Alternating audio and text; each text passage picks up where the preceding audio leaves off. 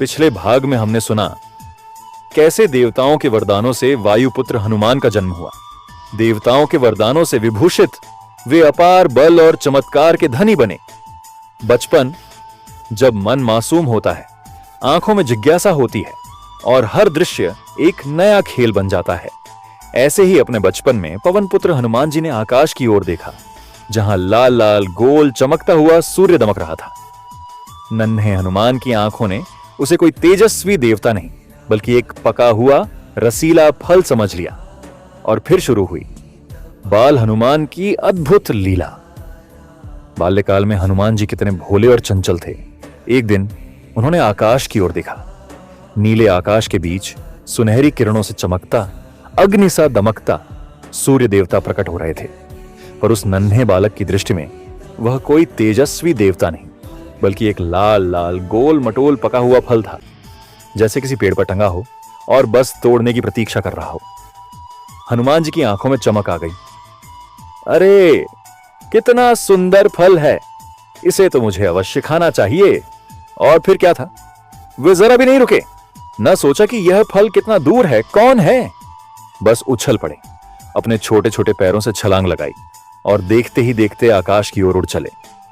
उनकी गति इतनी तीव्र थी कि मानो वज्रपंखी गरुड़ उड़ रहे हों। वृक्ष, पर्वत, नदियां सब पीछे छूट गए।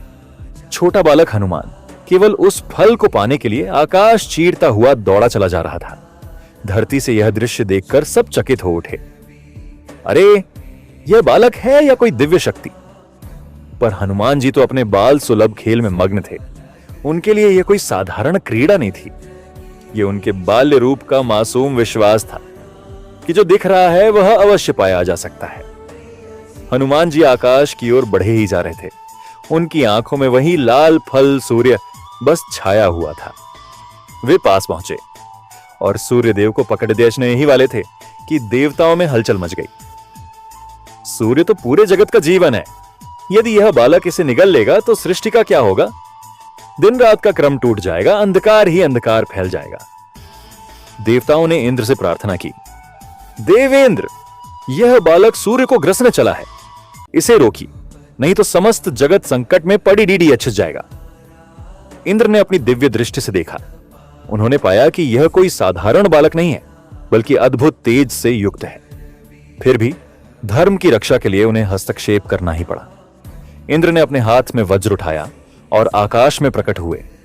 उन्होंने ऊंचे स्वर में कहा, अरे बालक, यह सूर्य देवता हैं, तुम्हारे खेलने का फल नहीं, लौट जाओ। पर बाल हनुमान तो अपनी ही धुन में थे। उनकी बाल सुलभ जिद और मासूमियत के आगे चेतावनी का कोई असर न हुआ। वे सूर्य को पकड़ने के लिए और भी वेग से बढ़े।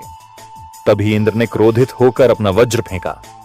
वज्र आकाश चीरता हुआ आया और बालक हनुमान के ठोड़ी पर आ गिरा। वह प्रहार इतना प्रबल था कि बाल हनुमान बेहोश होकर गिर पड़े।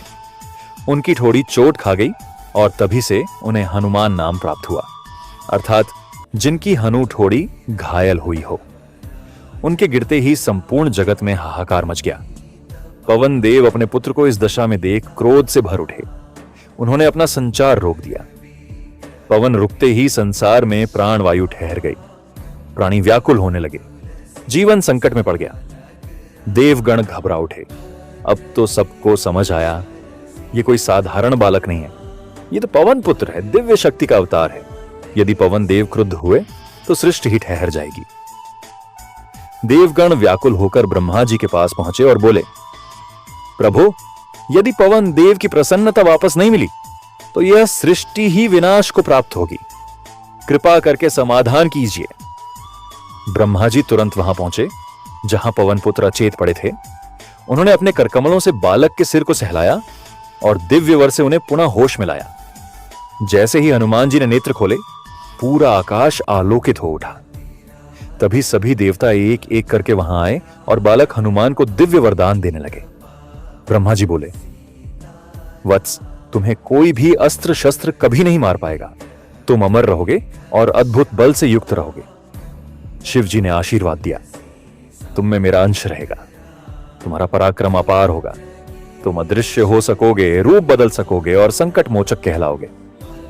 इंद्रदेव जिन्होंने वज्र से प्रहार किया था, उन्होंने भी पछताते हुए कहा, वत्स, आज से मेरा वज्र तुम्हें कभी हानि नहीं पहुंचाएगा, बल्कि मैं तुम्हें यह वर देता हूं कि तुम अदम्य बलशाली रहोगे और सबका सम्मान पाओगे।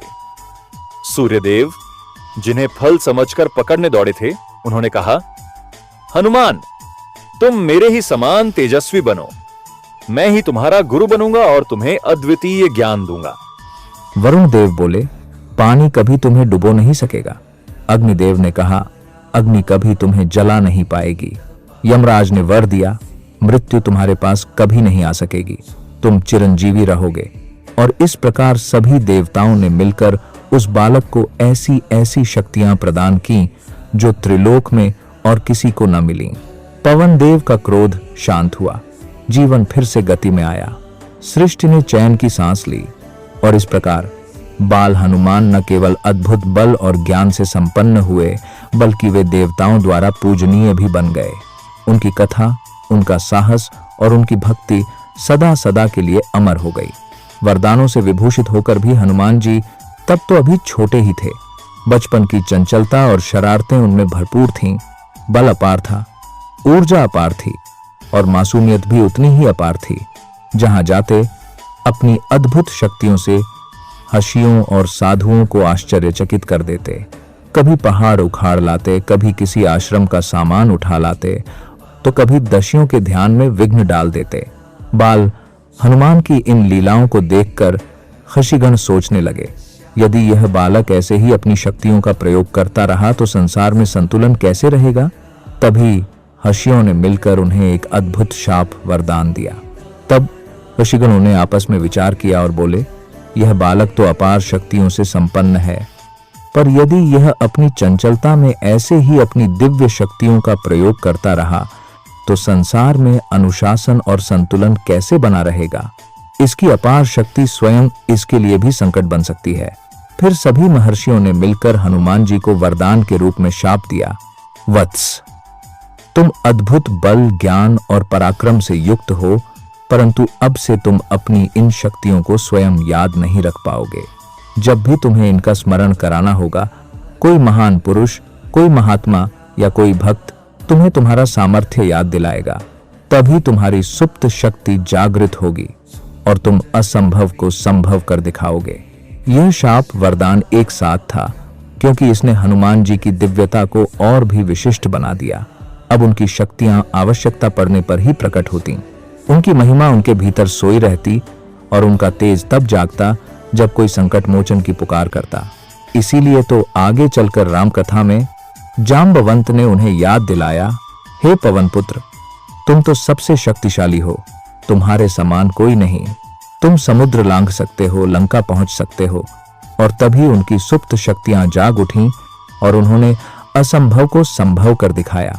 इस प्रकार ऋषियों का शाप वास्तव में हनुमान जी के लिए एक दिव्य वरदान ही बन गया, क्योंकि वही शक्ति जो कभी खेल खेल में बिखर जाती, अब अवसर आने पर सागर लांघने और पर्वत उठाने में प्रकट होने लगी।